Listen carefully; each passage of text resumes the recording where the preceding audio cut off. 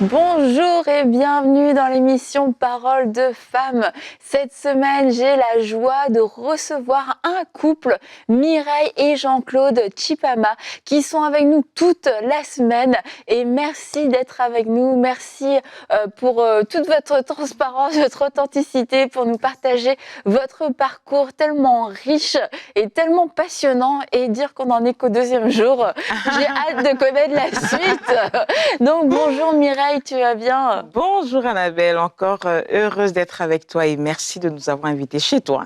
Ah, bah, c'est un plaisir, c'est un honneur. Bonjour à toi aussi Jean-Claude. Bonjour Annabelle. Re-bienvenue sur le plateau de Parole de femmes. Je trouve que ça te va très bien. Je trouve que ça te va très bien cette émission. Félicitations. Merci en tout cas. Donc hier, on s'est laissé, après vous nous ayez raconté votre rencontre non amoureuse. Et si vous ne savez pas de quoi je parle, je vous encourage à regarder notre émission d'hier dans laquelle Jean-Claude et Mireille nous racontent comment ils se sont rencontrés et comment pendant 6 mois, Jean-Claude n'a pas déclaré sa flamme, mais pourtant a écrit tous les jours à Mireille. Alors franchement, félicitations pour c'est miraculeux quasiment. Et là aujourd'hui, parce que hier on s'est quitté sur cette bonne nouvelle d'une demande en mariage et on voit que ça a abouti, ça a porté du fruit parce qu'aujourd'hui ça fait 20 ans que vous êtes mariés. Oui. Et donc on va voir comment construire un couple, un mariage fort au fil du temps, parce que j'imagine qu'en 20 ans, vous avez appris des choses, mais que aussi à l'époque, surtout toi, Jean-Claude, tous mes espoirs sont sur toi pour cette question, que tu avais déjà un plan, que tu avais une vision aussi du couple que tu voulais. Hier, on a su que tu avais une vision de la femme que tu voulais, mais j'imagine aussi que vous aviez, et ensemble, vous avez construit la vision du couple que vous aviez. Et donc, pendant le temps des fiançailles, est-ce que, Jean-Claude, est-ce que tu avais une vision et des objectifs pendant ces 18 mois de fiançailles? Alors, il fallait absolument qu'on arrive à boucler, d'abord travailler le budget pendant les 18 mois, boucler, convaincre, négocier avec les familles pour la date, les lieux, le format, des cérémonies, des différentes cérémonies, etc. Parce que c'est un vrai défi de négociateur. Hein. Il faut aller, les parents, en tout cas, il fallait absolument le faire. Donc ça, on a réussi à mettre en place un comité qui était plutôt neutre, donc qui nous a beaucoup aidé pour concilier les points de vue des deux familles et produire une cérémonie qui nous convenait finalement à toutes les familles. Donc ça, je pense que c'était un des éléments de succès de la préparation. Il fallait absolument qu'on arrive à trouver les compromis. Ensuite, dès qu'on s'est mariés, j'ai changé de travail. Dans les 3 mois qui ont suivi, comme quoi le mariage apporte la bénédiction. Amen. Oui, le mariage apporte... donc on avait plus de revenus, on avait plus de moyens, et ça nous a permis de commencer tranquillement à construire une vie de couple, une vie d'ensemble avec Mireille. Alors, ce que je dirais pour compléter, Jean-Claude, c'est accepter vraiment ce début. Moi, je l'appelle ce départ, un bon départ. Oui, 18 mois de préparation, alors c'était accru tous les jours. On savait où on s'en allait, on savait ce qu'on voulait. Et on ne voulait pas que quelqu'un d'autre vienne nous dire « repoussez d'1 mois, de 2 mois ». Non, on travaillait sur... Il y a eu plusieurs tentatives. Il y a eu plusieurs tentatives, en fait. Plusieurs, pour nous dire « mais non, c'est tôt, pourquoi vous êtes aussi pressés de vous marier ?» Mais ça valait la peine, parce qu'une fois mariés, mais c'est là que le Seigneur a commencé à agir avec nous. On était 2 personnes, qui se sont mis ensemble avec le peu que nous avions. Et le Seigneur, à 3 mois de notre mariage, il a décroché ce travail. C'était extraordinaire. Et on bénissait le Seigneur pour le peu que nous avons commencé avec ça. Et pendant le temps des fréquentations, on ne va pas rester toute l'émission sur le temps de vos fréquentations, mais est-ce que pendant le temps de vos fréquentations, vous aviez ensemble établi des objectifs ou des choses que vous vouliez voir ou mettre en place en tant que couple marié, comme par exemple le nombre d'enfants? Oui. Toi, te concernant, Jean-Claude, tu disais que tu as toujours su que tu allais avoir des responsabilités. Est-ce que c'est quelque chose aussi que tu as partagé avec Mireille, lui dire écoute, je serai sûrement amenée à voyager? Est-ce que c'est des choses que vous partagez ensemble pendant ce temps? Je peux répondre avant et puis il va me compléter. On partageait tout, on mettait tout sur la table. Alors pour commencer, on avait beaucoup des objectifs, mais en commençant par la prière. On avait chaque jeudi, on s'était établi, jeudi on était en jeûne et prière, c'était nos routines établies et on priait pour quoi? Pour nos futurs enfants, pour notre vie professionnelle. Alors on avait des sujets bien établis. Dans les fiançailles. Dans les fiançailles. On dit Seigneur, tu vas nous bénir avec l'éducation des enfants, les enfants, comment ils seront. Donc on avait tout mis dans comme et on voulait avoir 3 enfants. On voulait avoir 3 enfants. Et nous avons 3. On en a. Tout était écrit déjà. Donc, du coup, cette façon de structurer de Jean-Claude nous a aidés justement dans le couple très tôt à voir les choses plus loin déjà dès le départ. Même la fréquence des fréquentations. C'est-à-dire qu'on devait se voir les lundis, les mercredis, les jeudis, c'était la prière, les samedis ou les dimanches après-midi.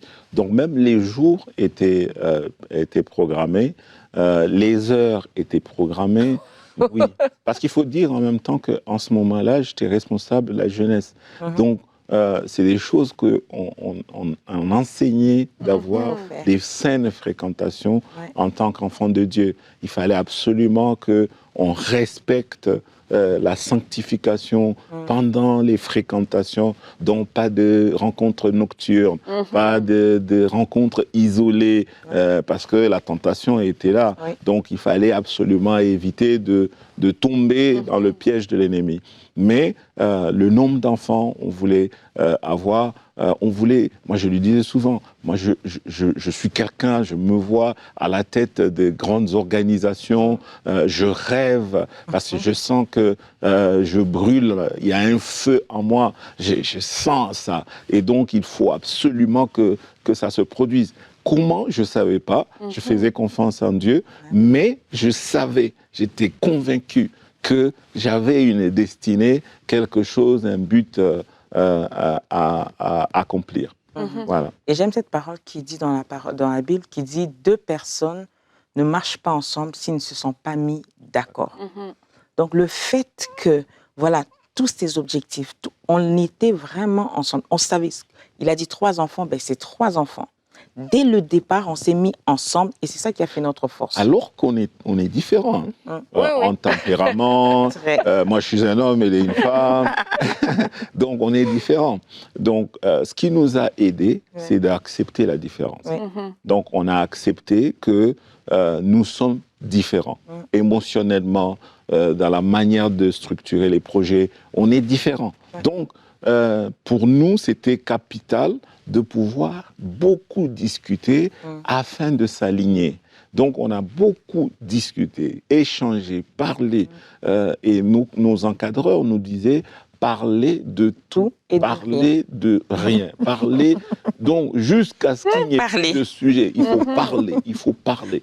Il faut connaître les pensées, la profondeur de la pensée, pour voir est-ce qu'on s'aligne là où Dieu nous attend. Donc, progressivement, alors ce n'était pas le premier jour, on ne savait pas, on n'avait pas un plan, non, on avait un plan qui se construisait au fur et à mesure, au fur et à mesure des discussions, au fur et à mesure de partage. Donc on arrivait, on savait que ça allait se passer. Maintenant, quand on s'est marié au mois de juillet, au mois d'octobre, j'ai changé d'emploi. Et donc, dans cet emploi, j'ai fait 2 mois, puis j'ai changé de poste. Et dans ce nouveau poste-là, j'ai commencé à voyager. J'ai commencé à... Et ça, c'est quelque chose dont vous aviez déjà parlé? Exact. Les voyages. Oui, les voyages. Donc, on a convenu, au début, chaque fois que je partais, elle elle rentrait chez ses parents. Je rentrais en mission chez mes parents. Il allait en mission de service, j'allais en mission en famille. On allait tous en mission parce qu'on n'avait pas d'enfants, on était au début de notre vie de couple, mais ça nous a permis de pouvoir commencer à appréhender les défis des voyages d'absence, de la distance, etc. Et construire dessus. Alors, comme je travaillais dans une société de téléphone, donc on s'appelait tout le temps. On avait une routine. On pouvait s'appeler le matin, les textos, les après-midi, le soir, le temps. La nuit. C'était moins strict que vous. C'était moins strict. Au moins, là, il y avait un peu d'amour. Il y avait beaucoup d'amour. Donc, c'est ça un peu comment on a vécu ces instants-là dans une complicité. En fait, ça ne vous a pas éloigné? Non, il faut à chaque moment, est-ce que Mireille, tu es confortable? Alors, à la naissance, par exemple, de Nathan, à 3 mois de sa naissance, j'ai eu un problème au travail. Et ce problème m'a sorti du service des voyages. En fait, j'ai été dégradé.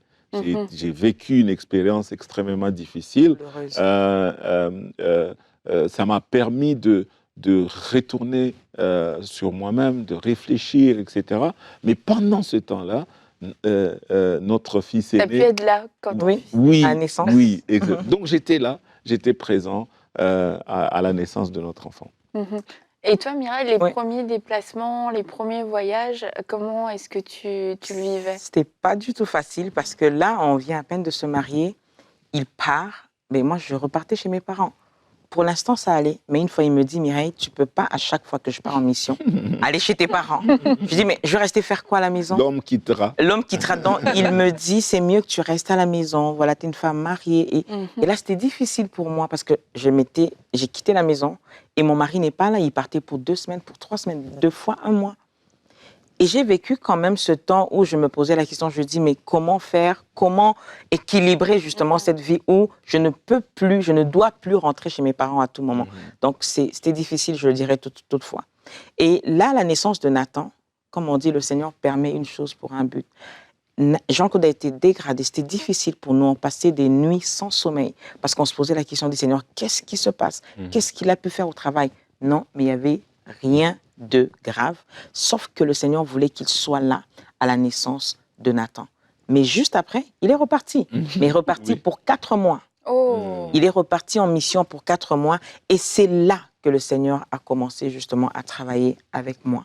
De dire que tu es une femme qui doit persévérer, qui doit être patiente parce que les grandes choses qui arrivent dans votre vie, tu dois être une femme qui porte et la maison, les enfants et pendant que le mari est en déplacement, tu dois être cette femme forte et courageuse. J'ai commencé à être une femme forte et courageuse cette période-là.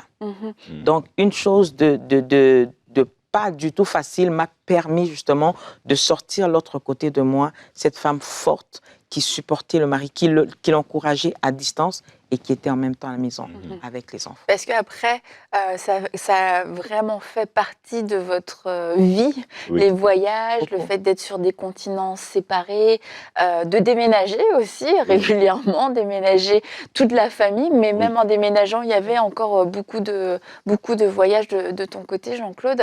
Et c'est quand même quelque chose qui est assez répandu parce que c'est surtout des maris, on va le dire, qui sont amenés à beaucoup voyager, à beaucoup s'absenter.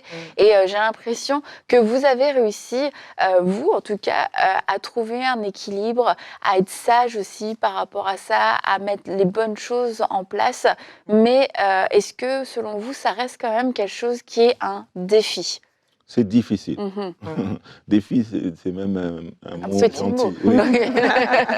Non, c'est difficile. C'est très difficile. C'est extrêmement difficile parce que on se marie, on s'habitue, on se répartit les rôles dans la maison, les tâches, etc. Donc, ça fait que quand l'un n'est pas là, on sent tout de suite, on le vit, on sent, etc., un vide. Si c'est 1 jour, 2 jours, ça va, mais si ça commence à être 2, 3 semaines, 1 mois parfois, c'est difficile. Donc, sur le chemin, il fallait absolument qu'on s'accorde sur comment est-ce qu'on le vit. Donc, ça nous permettait, moi, je le vivais mentalement comme quelqu'un qui allait en retraite, qui s'est retiré pour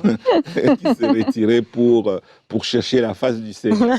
Donc, parce que je savais, j'avais une conviction des ambitions, du but pour lequel Dieu m'avait créé. J'avais une soif, un désir de direction d'entreprise. Je le désirais.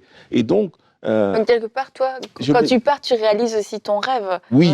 Ça te porte, ça te exact. motive. Mais ça me forme, me forme parce que entre-temps, ça m'étire. Parce qu'entre-temps, il faut rester fidèle. Il faut, parce que je suis chrétien et je veux le demeurer jusqu'à la vie par sa grâce, à la fin de ma vie. Donc, c'est important en ce moment-là, d'avoir une vie de sanctification. Donc, je ne pouvais pas trahir ma femme parce que, pour une raison professionnelle, parce que je suis allé dans une ville, etc. Et ça, c'est un défi que beaucoup de nos frères, des sœurs, à travers le monde, plus les responsabilités augmentent, plus les territoires deviennent plus nombreux, plus il y a des réunions, des voyages d'affaires, etc. Donc, c'est comme à des niveaux différents, on est exposé à ce mode de vie-là. Donc, il faut, pour nous, ce qu'on a vécu, commencer à vivre, c'était comme une formation. Mais alors, on s'est donné énormément de discipline pour arriver à maintenir une qualité de vie acceptable. Comme quoi, par exemple? Moi, tous les 11 heures, où que je sois, mon téléphone va sonner, appelle Mireille. Donc, où que je sois, je vais sortir. Si je suis dans une réunion, je vais sortir, je vais prendre mon téléphone, appelle Mireille. À un moment donné, j'étais en Australie en mission et le décalage horaire était tellement grand que dès que j'arrivais à la maison, j'avais installé une caméra dans la salle, dans la cuisine et le salon. Je l'allumais et elle, à la maison, allumait. Et on se voyait. Donc, j'ouvrais le frigo. Elle me regardait, je parlais. Ah, mais vous avez inventé la télé-réalité, en fait. On l'a vraiment inventé. Bonjour. Non, c'est vrai. Donc, en ce moment-là, on se servait déjà de la technologie, Microsoft. Et sans même vraiment vous parler, c'est juste vous étiez ensemble. Et on était ensemble. Okay. On se voit, je vois Nathan ou Keren qui passent, les enfants. Oui, papa, mais tu sais que telle chose, etc. Donc, on a créé un environnement comme si on était à la maison. Et dès qu'il y a un jour férié, il y a un week-end prolongé, dès qu'on saisissait l'occasion pour se voir. Donc, soit pour vous retrouver. Ok, donc ça voulait dire aussi que l'un et l'autre, et les enfants, etc., vous organisez pour voyager. Oui, okay. Oui, énormément. Parce que par la grâce de Dieu, on a été dans 74 pays. Oh, 74 oui, 74, 74, comme on dit chez nous. Donc, on a beaucoup voyagé, mais ça, derrière, il y a beaucoup d'apprentissage, mais il y a un prix à payer. Et le prix, c'est le prix de la distance, c'était de vraiment soupirer à ce que je puisse voir. Les week-ends, dès que c'est vendredi, je prends le bus, le train, l'avion, etc. Et je priais, Seigneur, donne-moi la ressource nécessaire pour... Parce que c'est ça, on se dit, Jean-Claude, il part, il va travailler, et puis il vit sa vie, etc. Mais quand même, même physiquement, c'est un lourd prix à payer de voyager, de traverser le monde toutes les semaines. Oui, traverser l'océan toutes les semaines, c'est éprouvant. C'est pour ça qu'au fil du temps, maintenant que les enfants ont grandi, eux aussi, ils voyagent. on répartit un peu. Mais vraiment, il faut en avoir la conviction profonde, parce que c'est un briseur de mariage, la distance. C'est quelque chose qui, ce n'est pas encouragé. Ce n'est pas encouragé. Donc, il faut absolument, idéal, c'est de vivre ensemble. Mais comme on a des responsabilités, plus on a des responsabilités, on va être obligé de temps en temps à voyager. Et nous, on l'a pris comme un vrai défi. Donc, il faut vraiment quand même peser le pour et le contre et pas se dire, bon, bah voilà, on va voyager et puis advienne que pourra. C'est quelque chose qui, comme tu l'as dit, peut briser un mariage. Donc, je vous encourage, si vous êtes face à ces décisions, si peut-être aussi c'est votre façon de vivre pour l'instant et vous sentez que votre mariage est faible, de pouvoir reconsidérer cette façon de faire. Est-ce que c'est vraiment nécessaire? Est-ce qu'il n'y aurait pas une autre option? Est-ce que ce ne serait pas le temps de prier pour que Dieu puisse ouvrir une autre porte? Parce que quelquefois, on peut aussi se limiter en se disant, bah non, on est obligé de vivre comme ça parce que c'est que comme ça que je garderai ce travail. C'est que comme ça aussi que je vais pouvoir continuer d'avancer peut-être professionnellement. C'est le seul modèle de réussite que j'ai connu. Mais vous qui connaissez le Seigneur, vous savez qu'il est grand, vous savez qu'il est le Dieu des opportunités. Et si ça détruit votre couple, Dieu n'est pas là en train de dire, ok, je te fais réussir dans ton travail pour que ton couple soit détruit. Dieu ne fait pas ce genre de choix. Il dit, ton couple peut réussir et s'il y a des ajustements à faire, eh bien, demande-moi et fais-moi confiance. Et je vous encourage à vraiment pouvoir l'exposer de façon sincère devant Dieu parce que Jean-Claude et Mireille, c'est le choix, vous, que vous avez fait de vivre avec la distance et tout ça, mais vous avez été très, très discret. Oui, on a eu deux étapes. Il y a un moment où elle a fait le sacrifice de ne pas travailler, donc de me suivre. Il y a eu une étape aussi de notre vie où moi, j'ai fait le sacrifice de renoncer. J'étais directeur général de Canal+ à l'époque. J'ai renoncé à ce poste-là pour rentrer et être auprès de Mireille. Ça, il y a des saisons, en fait. Oui, il y a des saisons. Alors, pour connaître ces saisons-là, vraiment pratico-pratique, pour connaître ces saisons, parce que ça a beaucoup changé dans notre vie, on était vraiment en train de soupirer au Saint-Esprit. Parce que là, tu viens de dire, il faut faire confiance en Dieu. Alors, est-ce qu'on doit partir? Est-ce qu'on doit rester? Quelle décision prendre maintenant? Est-ce que Jean-Claude doit arrêter le travail maintenant en tant que directeur général de Canal+? Est-ce qu'il arrête pour venir? C'était vraiment des décisions de vie. C'est vraiment des gros défis à dire. Il faut le dire que ce n'est pas facile du tout. Donc, les gens nous voient vivre, mais il y a vraiment un prix à payer. Et ce prix-là, la réponse, la solution, c'est parce que nous passons énormément de temps à dire, Saint-Esprit, montre-nous la voie, montre-nous la direction. Qu'est-ce que nous devons faire? Là, est-ce qu'on doit faire comme on l'avait fait l'année dernière? Non. Il va nous montrer certainement un autre chemin. Un peu comme il avait dit à David, une fois, attaque les Philistins, et puis il dit à David, le roi David, non, cette fois, n'attaque pas, ou encore attaque par derrière. Donc, on avait tout le temps des stratégies divines qui venaient nous parler. De Dieu. Le plan vient de Dieu.